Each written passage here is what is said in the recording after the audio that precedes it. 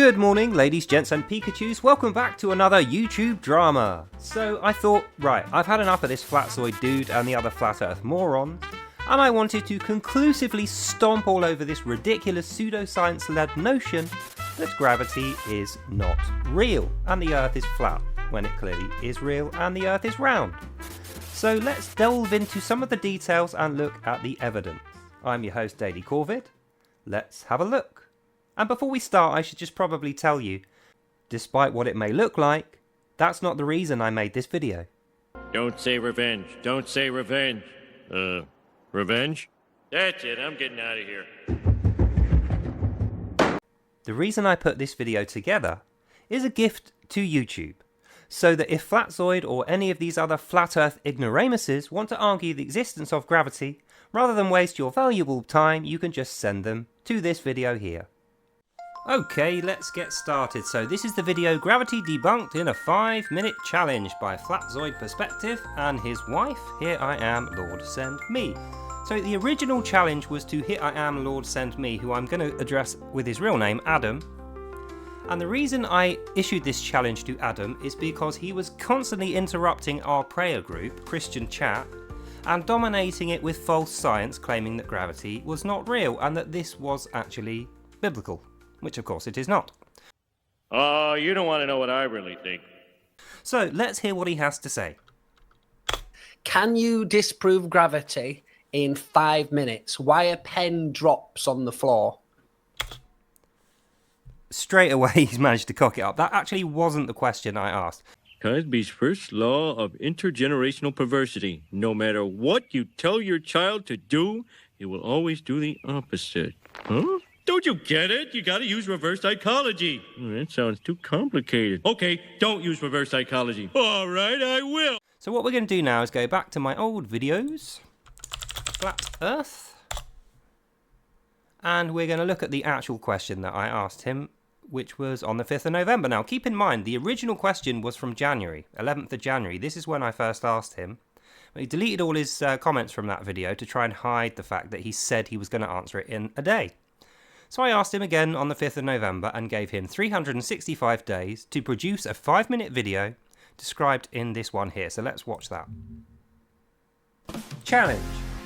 I will give anyone who can successfully complete this challenge £1,000 in cash, no questions asked, if you can prove to me that the reason this pen is not going to drop off these books when I apply force to it is not gravity. If you can demonstrate that factually in a 5-minute video using nothing but straight science and show your equation that demonstrates what you're saying to be true. So, this is what I think. This is a pen.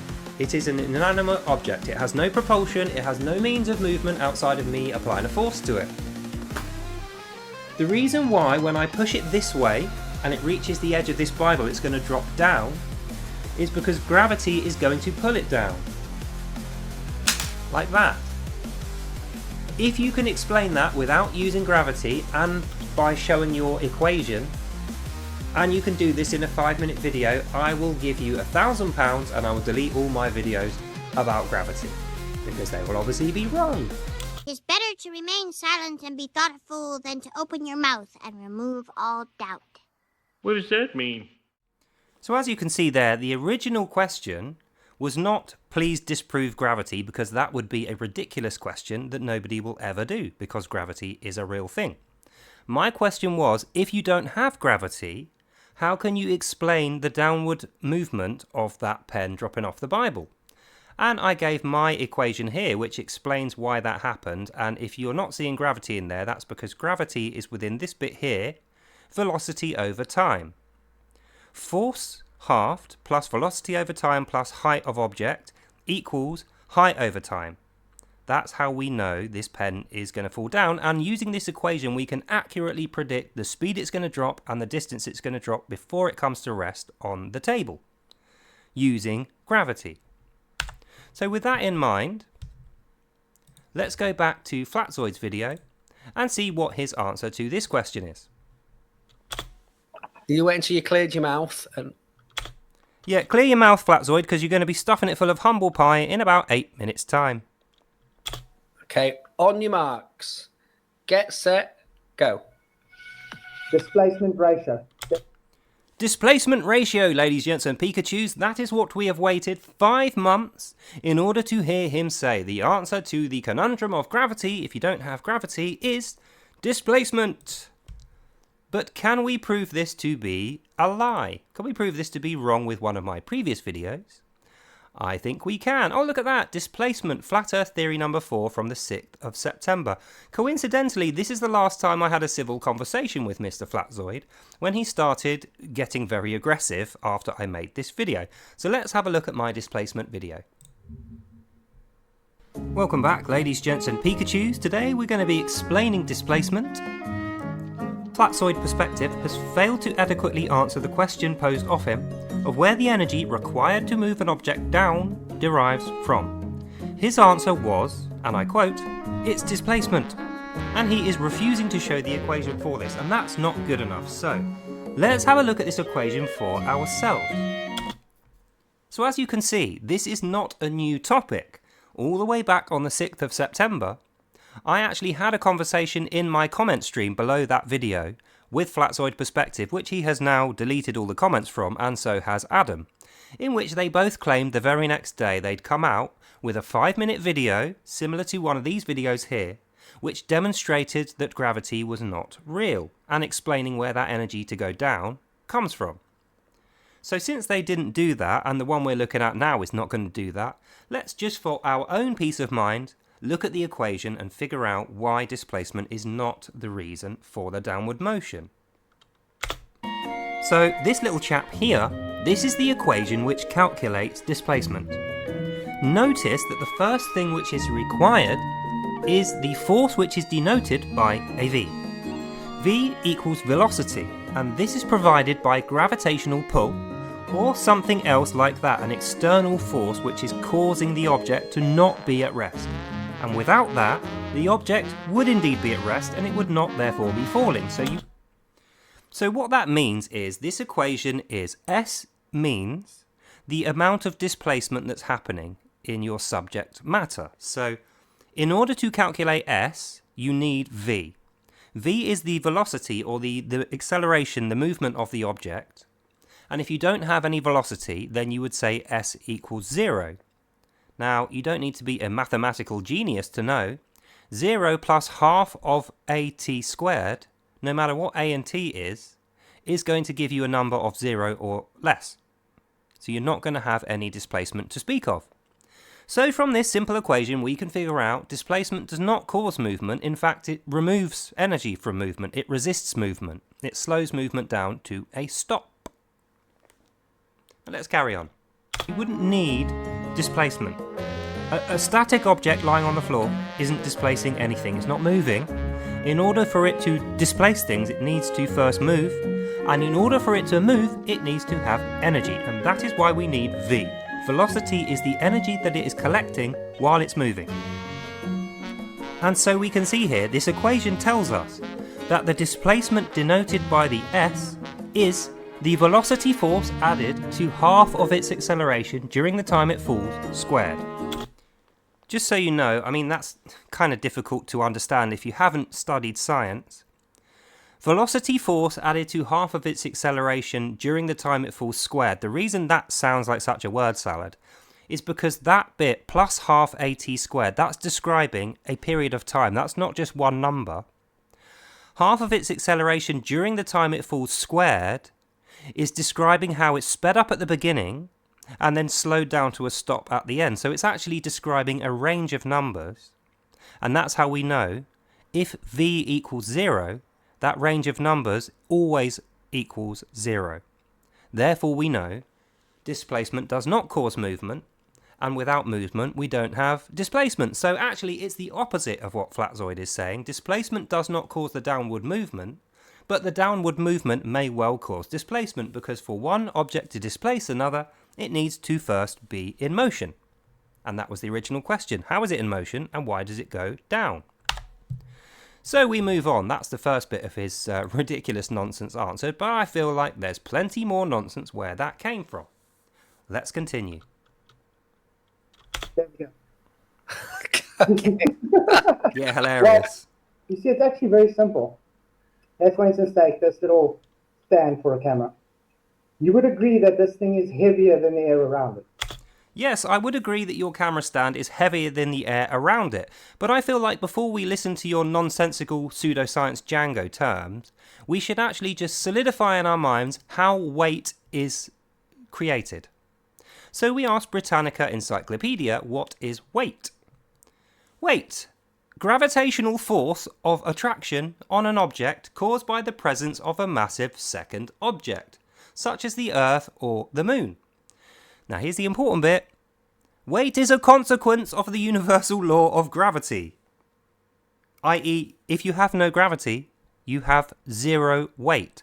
So once again we see FlatZoid's, well, he hasn't actually finished it yet, but what he's about to say is automatically incorrect now, because he's just about to postulate that the weight of this camera stand is going to be the reason why it moves down. Despite the fact that without gravity it does not have that weight, it weighs equally nothing to the air, and therefore in a weightless state it will not have energy to move. But anyway, let's let him carry on digging so he can bury himself in his own ignorance. Yeah. And air is unable to support it. Yeah. So, if I let it go and nothing can support it, there is only one direction it can go. This guy is priceless.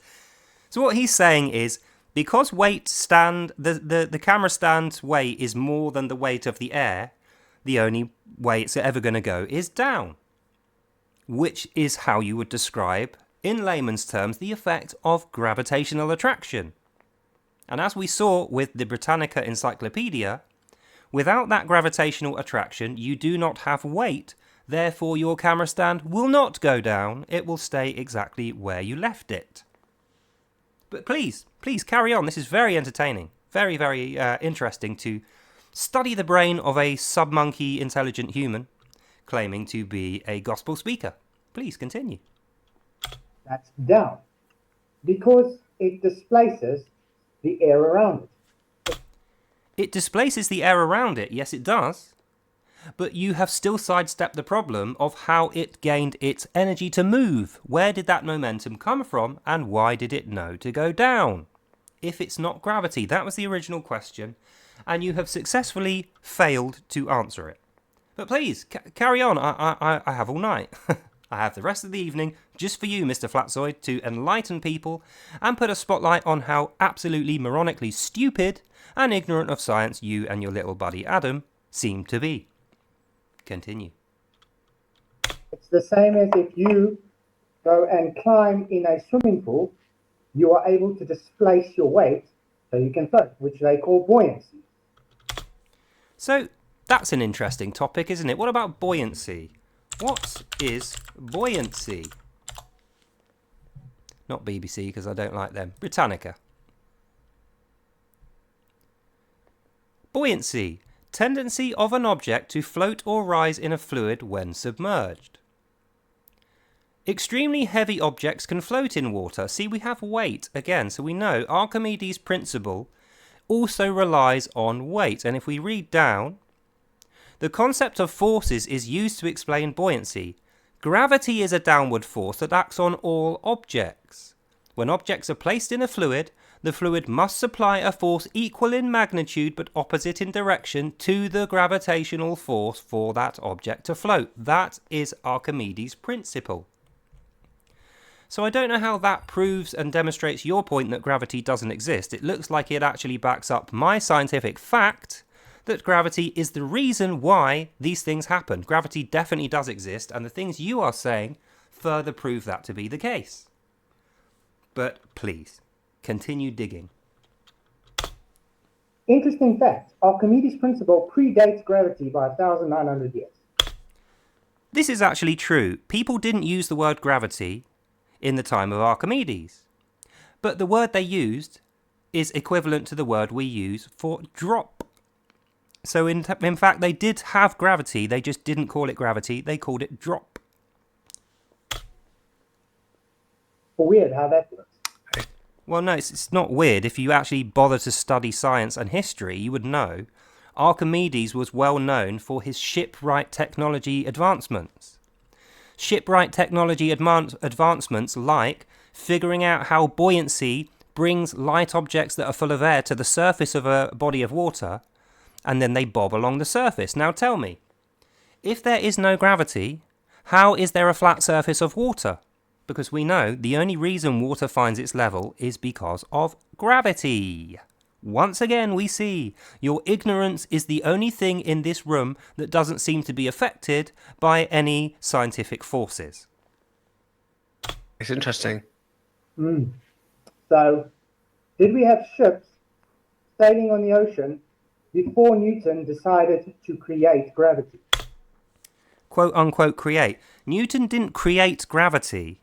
Newton was trying to explain a well-observed phenomenon of things dropping to the earth, and through his scientific experimentation and his study, he concluded that there must be a downward attraction from the earth consistent with with things falling down, and he worked out that the speed things dropped at was also consistent, and therefore he developed the theory of gravity based on his observations and his science. Now, don't try to tell me, since you've already made like 7 different mistakes, and the original question you couldn't even read it out properly with 2 of you doing it, don't try and tell me that you have outsmarted Archimedes and now also Newton.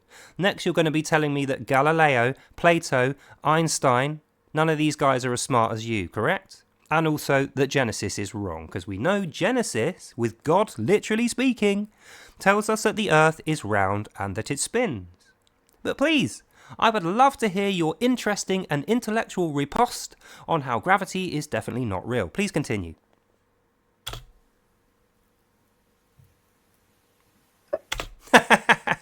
Have you ever seen that Churchill insurance advert with the nodding dog toy? It just, for some reason, made me laugh to think of that, because it's like these 2 guys have no clue about what they're speaking. They have no idea of the science of which we are discussing right now. They certainly aren't as clever as these genius minds from the past, Archimedes, Newton and Einstein. And even though I might be an intellectual minnow compared to those guys, these guys are making me feel and look like a veritable genius. Anyway, let's carry on. Did they have gravity in the equations? They absolutely did, but they just called it drop. They didn't know it was gravity, so they called it drop. And we know this for sure because before all this happened, guess what was in existence? A weapon called a trebuchet. Now, if you know anything about war and weapons of war, you will know that a trebuchet is a mechanical object which is like a compound bow enlarged by about 20 times on a set of wheels. And the way that a trebuchet works is you attach weights onto the back of a cogwheel and you angle a very large projectile up slightly so that when you shoot it, it does an arc in the sky and it lands at its intended target in front of you. And the reason they have to angle it upwards is because if you just pointed at your destination and pulled the trigger, it would go directly into the floor and it would never reach its intended target. So whilst it's true they didn't have the word for gravity, we absolutely know for a fact if we look right, in fact, we might as well do it now. Let's have a look on Google. Trebuchet. Trebuchet. A rotating arm with a sling attached to the tip to launch a projectile. So you can see it here. So what it does, this weight here drops down and then the stick goes up. Then the sling goes round and the shot comes out. And they use the calculation of where they're going to place the trebuchet in order to get the rock over the top of a hill to hit an intended target inside a castle. And sometimes you would just use it on troops, but that you couldn't get too near to. As you can see here, it's a torsion-powered weapon. So what that means is you use a spring and a series of pulleys to generate the force that throws the object, and then you expect that it's going to come down equally at its location where you fired it towards. So a trebuchet would not work without using gravity. You would need gravity to design such a weapon as this, would you not? It first appeared in China by the 4th century BC. So even as early as the 4th century BC, in the less well-equipped places such as China, they certainly didn't have the best technology of the time. Even in those places they knew of gravity. But here we are in 2024, and such genius intellectual minds as Here I Am Lord Send Me and Mr. FlatZoid still haven't caught up with the 4th century Chinese. But let's carry on. This is why we are able to see a cargo ship with thousands of tons floating on the ocean, because it is able to displace based on surface area. It's just got to do with the density ratio to the medium. So now he's changed his story. A minute ago it was displacement. Now he's saying it's actually the comparable density of the object with its surrounding medium. But once again, I feel like we've tackled this already in a previous video of mine.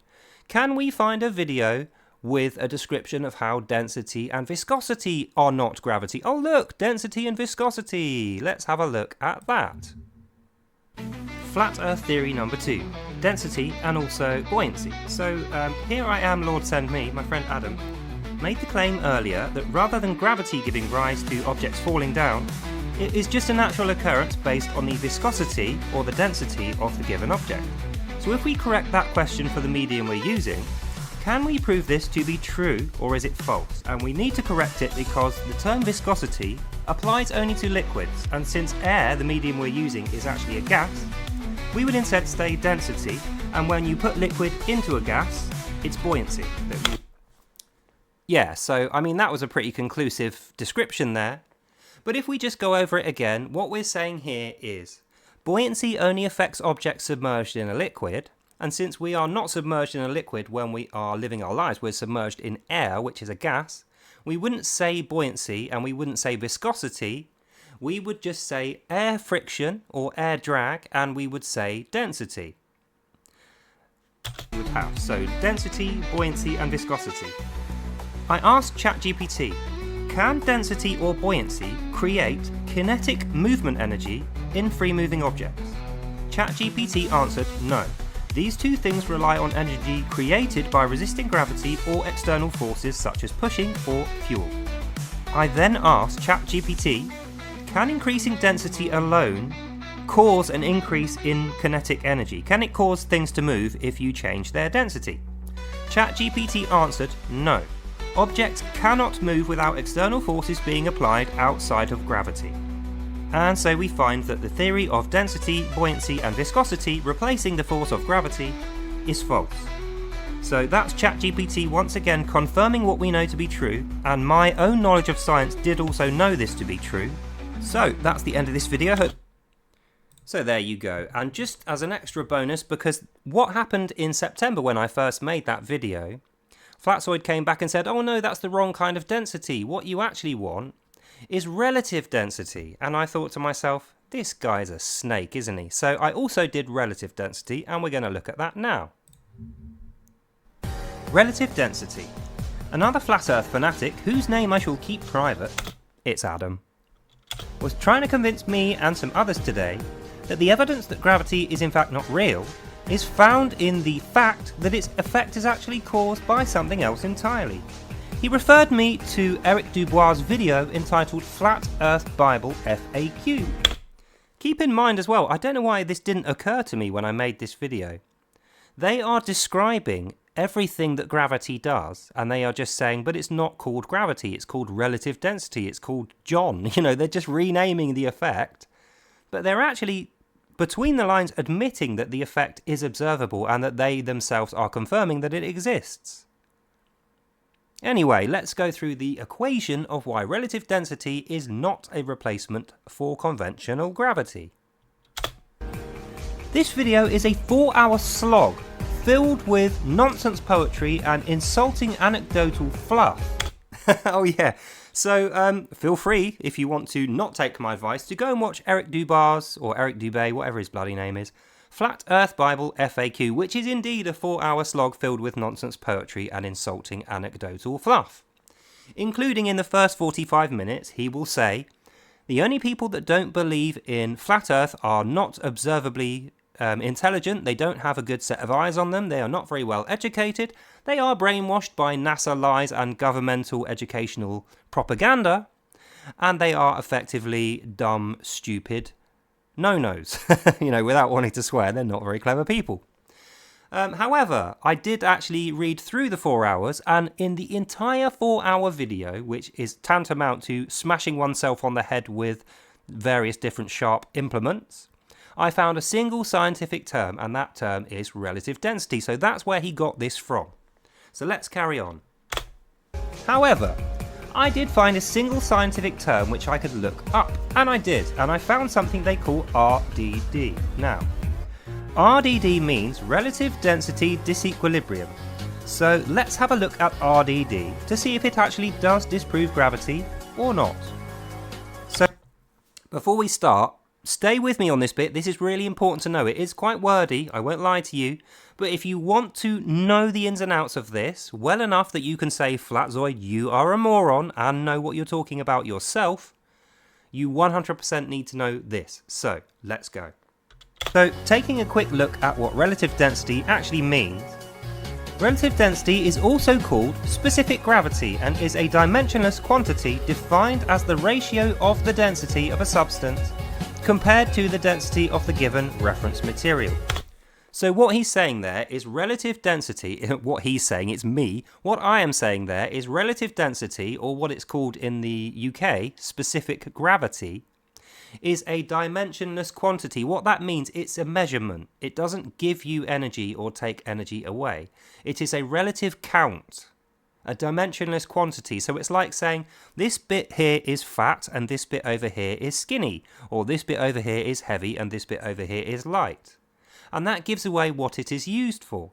What it is used for is measuring the mass of mixed liquids. So say you have a squash and you mix it with water, it's now perfectly mixed. But if you want to count the amount of squash that is in there, you would have to use a relative density equation. So that's what we're going to be looking at now. And remember, if you learn this well enough, even though it's going to be a few minutes of your life, you will be able to clonk idiots like FlatZoid over the head with real, demonstratable, observable, provable factual science, and put him back in his box where he belongs as an ignoramus idiot. So, let's continue. So those of you who know a little bit about physics can already tell this is extremely similar to the kinematic equation that I gave earlier, which is useful for figuring out the forces of normal gravity. So I'm already quite suspicious that this is actually going to be the same thing with a different letter applied to it, because you know in science you can have a variable, gravity can be g, or you can make gravity s, or whatever you like. So let's have a look at the calculations and those equations. And another wordy, lengthy explanation. And I think this is a tactic. This is definitely a strategy which FlatZoid and other scammers and con artists and fraudsters like him will use. They know that your attention span is very short. And the reason that is because you're busy.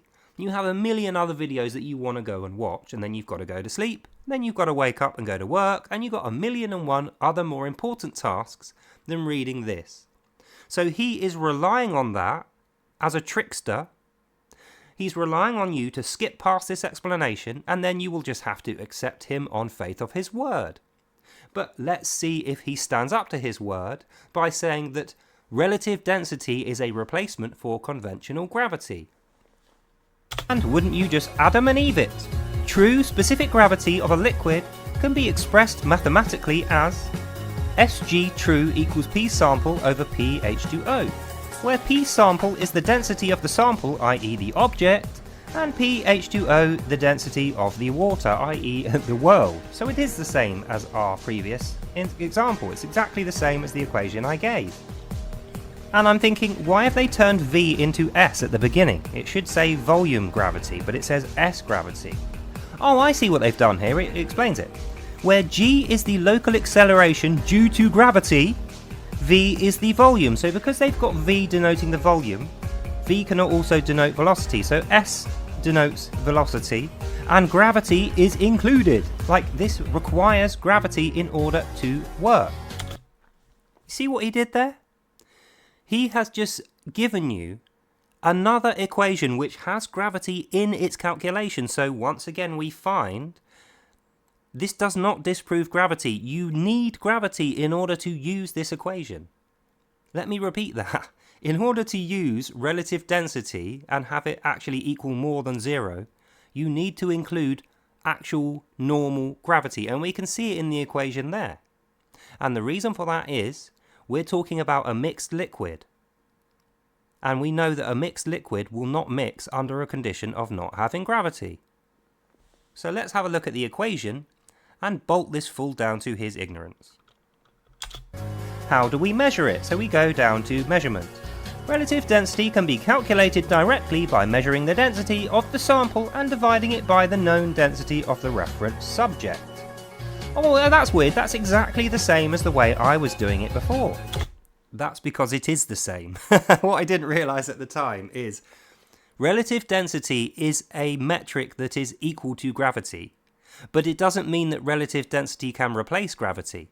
That's like saying inches and centimetres are two ways of measuring distance, but you cannot measure anything if you don't already have distance, and that's what's happening here. Relative density is a way of measuring weight of objects under the conditions of mixed liquid in gravity, but you already have to have something to measure. So without gravity, you don't have relative density.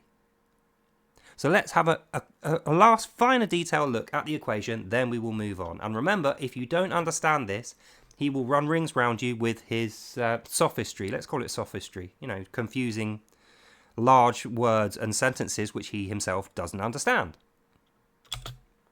Once again we see gravity. So we cannot calculate relative density, i.e. specific gravity, without also knowing the value of regular gravity. So there you have it. Gravity is clearly in the equation which we use to work out relative density. And once again we know P is going to equal 0 because we'll be dividing by 0 at the end of our equation. Therefore we know density, relative density, buoyancy, viscosity, any of these terms that he has used to try and magic away the effect of gravity, far from proving gravity to not exist, they actually demonstrate that they require gravity to exist themselves. Tell a lie, tell a lie. Because I have a small role in a Broadway musical. It's not much, but it's a start. Bravo. So let's get going with the rest of FlatZoid's video. Even when the globies try and do experiments, they'd never ever manipulate gravity because you can't manipulate gravity. So we get to a true fact. I can't believe it. Mr. FlatZoid, you have said one true thing in your entire existence. Yes, this is true. We cannot manipulate gravity. Gravity is a constant force that affects everything in the universe, and there's nothing we can do about it. But surely if gravity wasn't in existence, then we would be able to manipulate it because we could then create something, name it gravity, and manipulate that thing. But we can't manipulate and create a thing called gravity because there's already one in existence, and it is the constant gravitational force field surrounding the Earth. But please, carry on. I'm having a lot of fun absolutely eating through your ridiculous nonsense pseudoscience. The independent variable in a scientific experiment is always the presumed cause that has to be manipulated. The presumed cause of the seashells of the metrics of the electrostatic magnetic spectrum of the code programming AI manipulative force is equal to such of the... come on, you have no idea what you're talking about, FlatZoid. Let's rewind that. Let's just go through what he just said. Does this actually make any reasonable sense? Manipulate gravity because you can't manipulate gravity. Yeah. The independent variable in a scientific experiment is always the presumed cause. The independent variable in a scientific experiment is always the presumed cause of the resultant effect. That's very true, but you just said you can't manipulate gravity, so therefore gravity isn't going to be a thing that you are changing. Therefore it's not going to be the thing that you say is the cause of the change. It's the constant. It's always there. Don't sidestep it, Mr. FlatZoid. I know what you're trying to do. You're trying to mystify me with a bunch of scientific jargon and failing miserably because you yourself do not understand the words which you yourself are saying. Note to self, never watch Mr. FlatZoid's channel again. This is literally killing my brain cells just by watching it. I'm going to have to go and drink 4 pints of vodka to recover myself after watching this. Such is the moronic stupidity of this man. That has to be manipulated. Yeah, I know why you're stumbling over your words, FlatZoid. It's because you have confused yourself. Such is the idiocy of that sentence. You have actually pulled the wool over your own eyes and tripped over and fallen down. To get the outcome, which will be the dependent variable. So when they claim a vacuum chamber, for instance, and they drop something in a vacuum chamber, what was the independent variable manipulated? Can you actually get a word out, FlatZoid? Like, that sentence, not only did it make no sense and contain several mistakes, you physically were unable to say it. So what he's talking about is an experiment done with a vacuum tube in which is contained a coin and a feather. And since you're inside of a vacuum, there is no drag or air resistance or, buoyancy or viscosity if you're an idiot like FlatZoid and you're talking about liquids in a vacuum. And what happens when you turn the tube upside down, the coin and the feather drop at the same rate. So regardless that one thing weighs a lot and one thing doesn't weigh a lot, they are both equally represented when they accelerate towards gravity because there is no air friction to slow down the feather, and it will fall at the same rate as the coin. That's what he's talking about here.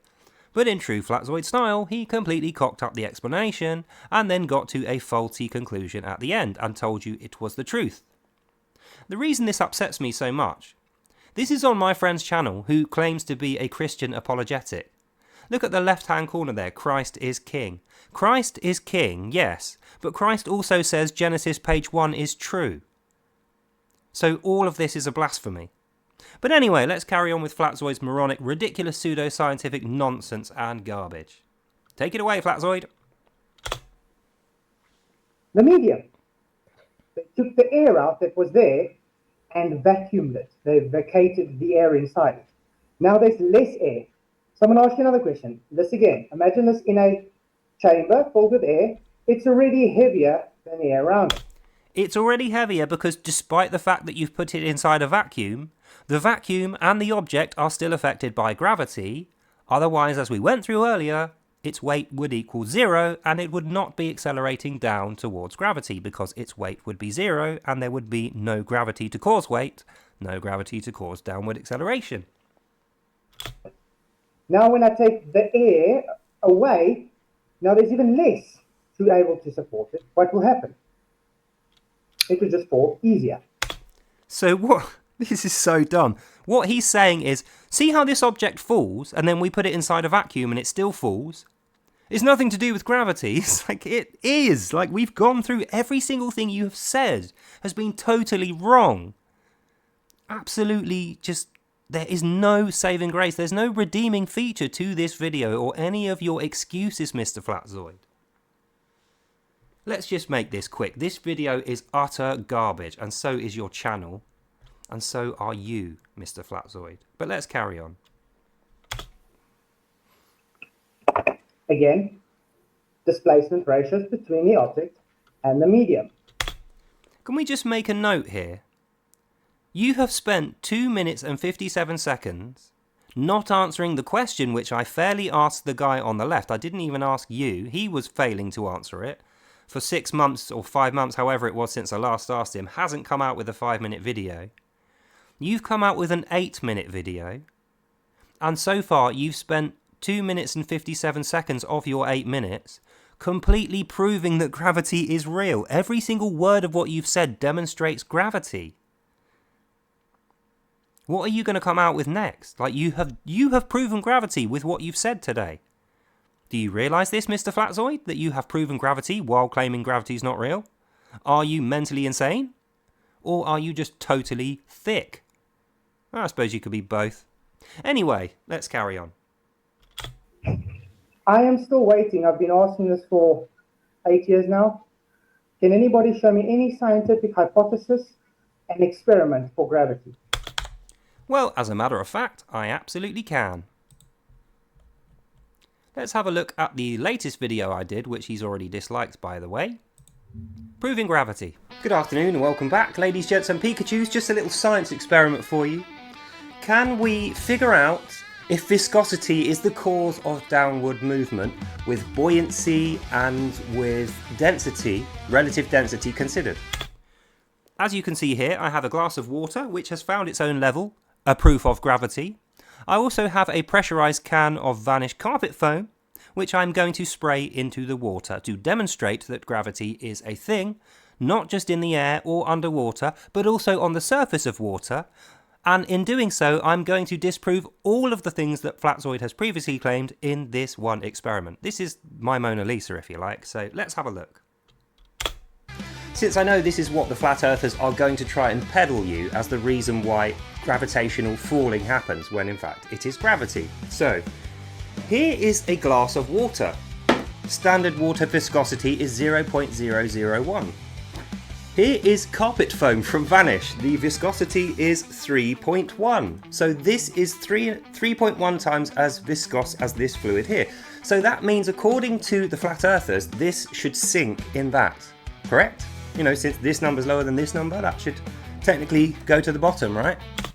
What I'm saying here is, if relative density, viscosity and buoyancy are all causing the effect of gravity, and the medium is water, and the object is foam, which is 3 times more viscous than the water, more dense than the water, heavier than the water, then it should sink, shouldn't it?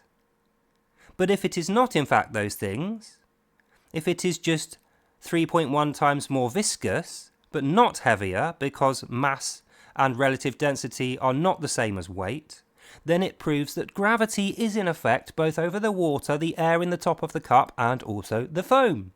And when I shake it about and excite it, it still won't be able to go past the water, and the reason will be gravity. Let's see whether that actually is what we see.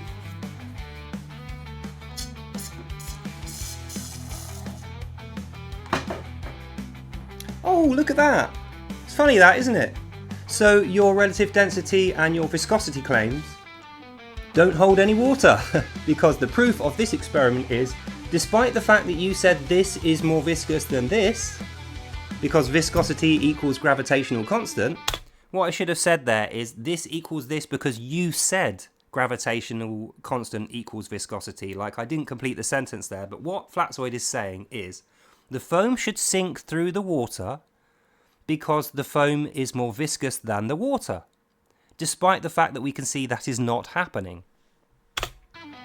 We can see here that this, even though it is more viscous than this, does not descend down to the bottom of the water. Therefore we know gravity is affecting the water more than it's affecting this, despite the fact that this has more viscosity. But please, carry on with your 3.5 to 4 hour waffle stream, giving people a load of false excuses and pseudoscience as to why this isn't happening. Why is this happening? You won't be able to answer. The same as you didn't answer the previous 2 questions, despite my tariff of saying I will give you £2,000 if you can answer these questions. Yeah, so the thing is, it's not like I have £2,000 to throw down the drain. But I know for a fact, because I'm good at science, and I have studied these things, and I've done the experiment, there is 0% chance that I will be paying out any money to these 2 idiots. The fact that they took me up on this challenge at all just demonstrates their complete ignorance of science. So that's the story on buoyancy and the ridiculous claims that FlatZoid makes. So we're getting towards the end now. I feel like the best stuff's going to be towards the back of this video. So let's carry on. Take it away, FlatZoid. FlatZoid and Co. Till this day, I have not got one. I do get people claiming things like Cavendish, but Cavendish is not even an experiment. Cavendish has not got an independent variable and a dependent variable. The Cavendish experiment did actually demonstrate gravity, but he just doesn't understand it. Let's have a look, actually, just quickly. We're not going to go through the whole thing because it's quite complicated. Cavendish experiment. Here we are, the Cavendish experiment. Cavendish's diagram of his torsion pendulum. So he's got pendulums swinging around and he's measuring the amount of swing and the angle that they go to and how long it takes them to stop. Now, obviously, if there were no gravity, it would swing indefinitely forever because there'd be nothing to, there'd be nothing to slow it down. And like we have already noted, everything apart from gravity takes energy away and resists energy. So that means if the only thing affecting your balls is gravity, then they will go straight down. But if you stop them from going straight down, i.e. if you attach them to something like this, then the thing will come to a stop at its natural point of least resistance. So once again, it proves that gravity is real. Whether or not you like it, FlatZoid and co, this also demonstrates that gravity is real. So far you give me 5, 6 excuses. Each one of them has been poorly explained, badly evidenced with incorrect facts and poor science. And the truth, the accurate science behind what you have been trying to tell us is that gravity is actually real. Well done, Mr. FlatZoid. You have demonstrated that gravity is real in your video saying gravity debunked in 5-minute challenge. Cavendish was actually created as a means to calculate, yes, calculate, Earth's mean density. It was not made to prove gravity. No, it wasn't, but it did prove gravity anyway. The same way as an education system which you went through was not designed to turn out a blithering idiot like you, but it still managed it. So sometimes you get outliers, Mr. FlatZoid, and that's what I think you have become. The rest of the planet recognises that gravity is observably real, and we have various technologies that demonstrate its usefulness, like GPS, satellites, mobile phone communications, satellite internet. But you are the outlier. You not only don't believe that any of these things work, you want to say that gravity is not real, despite the fact that you're sat in a chair being affected by it, with a cup of tea next to you that's also affected by it, and coming out with a list of excuses which demonstrate its reality, that it's true. You are an utter moron and a waste of time. But anyway, we're going to give you the respect of the rest of your video, so let's carry on. It is just simply torque vectoring due to the weight on a Yes, due to the weight which wouldn't exist without gravity. rod. Do I need to go on? You will go on. You will go on and on until the day you die because you are an ignorant moron who knows nothing about science and also a stubborn, philandering, evil, lying manipulator, psychopathic trickster who relies on other people's ignorance in order to sell t-shirts and mugs. But that's just a theory, so let's carry on. It's very easy to show gravity wrong. Keep going. Heck, do you not think God would have told you about gravity in the Bible? I think God actually did tell us about gravity in the Bible, but once again, just because you don't study these things, it seems to have passed you by. So let's go to another previous video I did that demonstrates that God did in fact tell us about gravity. Which one of these? Is it number 2? Observable flatness. Biblical flat earth. Here we go. I like this one. You'll enjoy this video. Another very popular flat earth theory is that it's biblical that the earth is flat.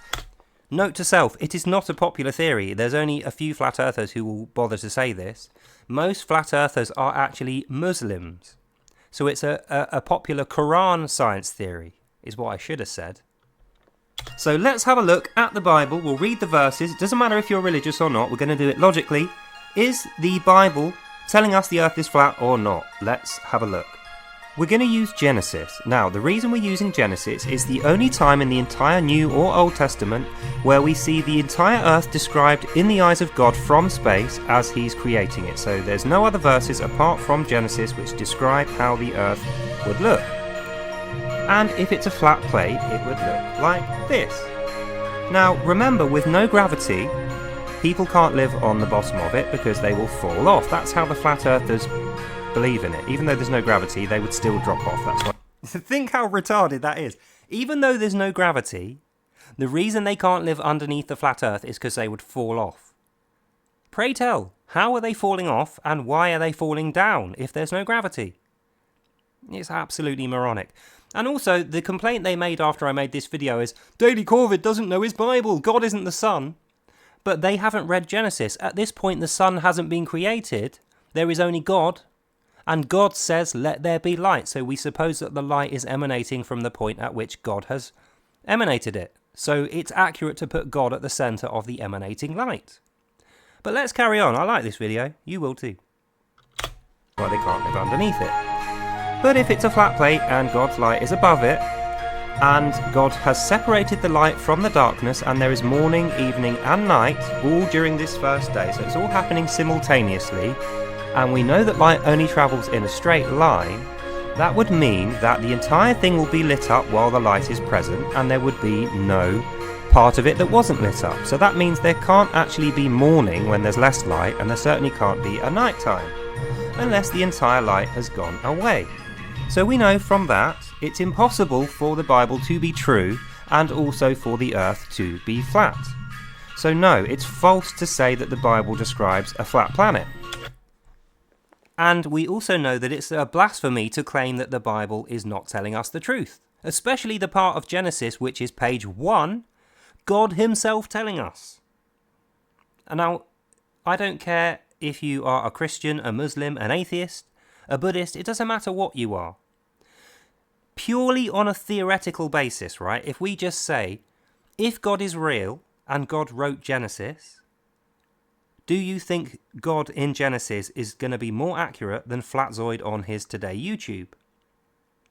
If the Bible was just written by very intelligent men who managed to con the world into thinking that they were God, and they described the earth as spherical and with gravity that spins, do you think they are more trustworthy on the mechanics of how Earth is made than FlatZoid and his crooked theories? Either way, you're going to pick not FlatZoid.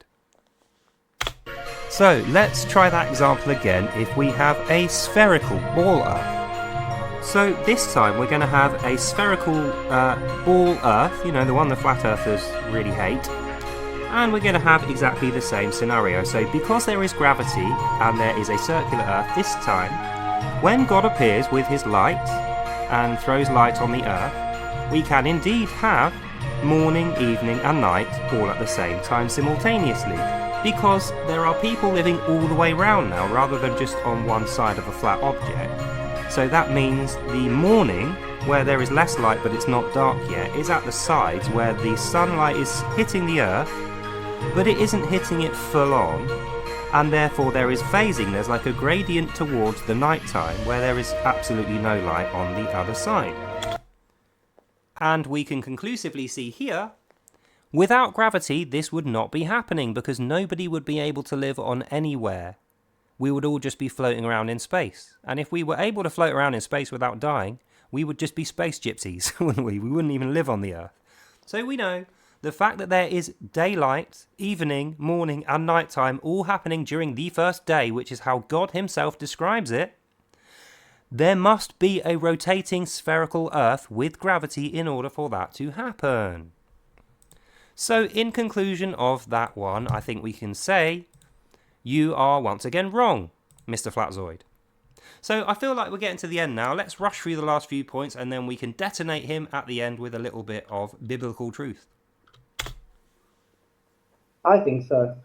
He didn't.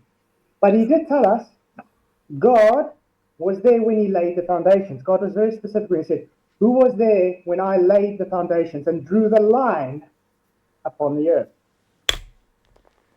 If I draw a line from here to Calcutta, even though I'm drawing a straight line, is it going to be an actual straight line? No. How do we know this? Well, we know this because even though we can only see straight lines because our field of view is very limited, if we zoom all the way out, we can actually see a curve. And this is actually proven out by the fact that if you watch a ship sailing over the horizon, note to self, a horizon is proof of curvature, we see the tip of the boat appear and the rest of it disappear behind the horizon. So why would the bottom of a boat start disappearing as it goes over the horizon, but the top still be visible? Well, it's because there is a curve, Mr. FlatZoid. Not a globe, no gravity needed. Wouldn't All right? Wouldn't the gravity pull in all the planets in space, even though they go in eclipses? So you have they go like that, and they go. So hang on a minute, Adam. There's other planets in space, is there? But I thought you said there was a glass firmament over the top of the Earth, which meant we couldn't leave Earth's atmosphere, and outside of that was only heaven. So where are you getting these other planets from, and why are they in elliptical orbits? Plus, if they are orbiting another larger object, i.e. the Sun, why would they be pulled into the Earth? No, it doesn't make any sense. See, what we're seeing here is confusion. Adam is confused because he has halfway understood gravity, and he's trying to bend the facts to fit his kooky little theory that there is no gravity. So what he ends up with is a Frankenstein's monster with a bolt through its head of half gravity and half flat Earth, and it just doesn't work. Go sharp, and then they manage to hold themselves together. Wouldn't they all just clump together in one big lump? What, you mean like when the Earth was first formed? When it was formless and without shape, and then it turned into a big round lump? Do you mean like that? Yes, it would, if the Earth was actually the Sun. But unfortunately for you, and fortunately for the rest of the non-moronic human species, we understand that the Sun is the largest object in our solar system, and that is why all the planets orbit around it, not around the Earth. The only thing that orbits around the Earth is the Moon, and the only people who don't believe in the Moon, that they think it's a fake projection made by Allah, is the Muslims. So I think we can conclusively say here the Bible doesn't agree with flat Earth. It says the opposite, and the only religious people who think the Earth is flat are Muslims. Well, that's the thing. When they try and demonstrate gravity working, they usually take like a little trampoline or something, and they put a bowling ball in the middle and they spin a marble around. What happens eventually? It hits that marble. It hits that bowling ball. We never see this. We actually have seen this, just not with Earth, the Moon and the planets in the solar system. Because it's been quite some time since those planets have been orbiting around, the things which weren't in a consistent orbit have hit their associated planets. And in fact, you can Google search now, and I'm going to do that, comet hitting Earth. Notable asteroid impacts. So how do you think these happen? When an asteroid hits the Earth, how do you think that happens? Why did it collect enough momentum in space to be going this quickly and then come out of its original orbit and land upon the Earth? Well, it's because it was in an orbit, but it was an asynchronous orbit, i.e. the orbit was changing bit by bit on each revolution, and eventually it was facing the wrong way, left the orbit of the planet it was on, went in a straight line through space until it was caught by the orbit of another planet, and then it crashed onto that planet, i.e. this picture here and what we're seeing in there. That is why asteroids, comets, and other stellar objects fall to this planet. They get caught in our gravity well, and they fall to the surface, like we can see here. So, once again, unsurprisingly, FlatZoid and Adam have proven that they know nothing about science and that the things they are saying demonstrate that gravity is real. Also, they have what we call the three-body problem. They are not able to perfectly work out using the math for gravity as a force, or not even a force, why those bodies work the way they do. Because gravity doesn't exist. Okay, so the three-bodied problem. Let's see if that's actually a real thing. No, it's a film by someone about aliens. Three-bodied problem. Three-bodied problem. Nope, I don't actually think it's a real thing. Oh look, even BBC think it's a fiction. Should we just go through that again to make sure we're doing this justice? The math for gravity as a force. Also, they have what we call the three-body problem. Yep, he definitely said three-bodied problem. Three-bodied problem. Three-bodied problem science. Here we go. So, in physics, specifically classical mechanics, which, by the way, describes gravity, machinery of spacecrafts, planets, stars, and galaxies. Classical mechanics is gravity. But carry on. The three-bodied problem is to take the initial positions and velocities of 3 points of mass that orbit one another in space. So straight away, why are they orbiting each other? They're orbiting each other because of gravitational attraction. So the problem that he's describing here is not one that doesn't have gravity involved in its calculation. Oh, look at that. Gravity, gravity, gravity, gravity, gravity. Each one of these has got G for gravity in there. Need I say more? Let's continue. They are not able to perfectly work out using the math for gravity as a force, or not even a force, why those bodies work the way they do. Because gravity doesn't exist. Oh, is that so? Because it looked suspiciously like the opposite of that when we just looked it up and they had the little graphic of the three spinning bodies. It distinctly looked to me like you had a centre mass, which is the largest object generating the gravity field, and the other three objects were passing each other closely, and it was ever so slightly skewing their orbits, so it was making them, you know, they were still orbiting, but they were just changing their position slightly. So it proves that gravity does exist. The three-bodied problem is a problem of gravity. It's not a problem of no gravity. But you'll say absolutely anything to sell those mugs and t-shirts, won't you? You're even wearing one and drinking out of one right now. Note to self, never buy this guy's cheap Chinese broken plastic merch because it is a con. I think that's about 5 minutes. Yeah. What else can we say? I mean, if the moon pulls in the waves on the Earth, would it not pull itself into the Earth? This guy's such a dumbass. So, we know that the lunar effect on waves is that it causes tides. We know that the reason that the moon orbits the Earth is because it's caught in a gravitational orbit. And we know that the reason it doesn't get pulled towards the sea is because the sea doesn't have enough gravitational pull to attract it any further. So between the sun pulling on the Earth and the moon pulling on things itself because it has a small amount of gravity, and the Earth's gravity, that is the three-bodied problem. And guess what? The moon, the Earth and the sun are never going to crash into each other. That's a fact. So no, you've just conclusively proven in your 5-minute video that gravity is real, but also you've proven that you are a blithering maniacal idiot. If it can just generate the waves. Things are supposed to pull closer to each other. And also another issue they have with gravity is, about 110 years ago, Einstein came up with the theory of general relativity, which superseded Newtonian gravity. Newtonian gravity is based on a force. Einsteinian gravity is based on not a force. Can we prove that just before we end this video? Einstein's theory of relativity force. Is gravity a not force? Let's have a look. I can't believe he said that. It's so dumb. Oh, this is a long one, isn't it? Right. Find gravity. There we go. Right. Newton's law of universal gravitation, that's the basis of Einstein's thesis, describes classical gravity as a force. We know that. Let's have a look just so we can prove it.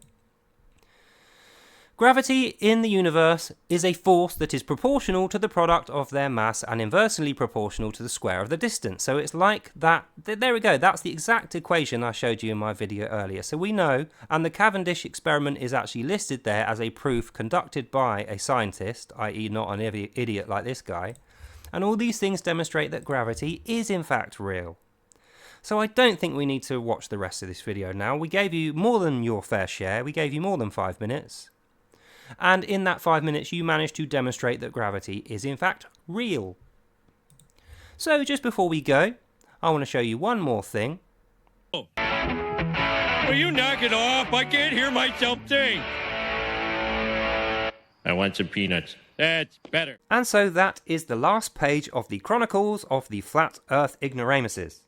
Until of course Adam comes up with his 5-minute video, or does the right thing, and admits that he was wrong. So that's all for now. Hope you enjoyed that and you learnt something. God bless you all, and I'll see you in the next one. Bye.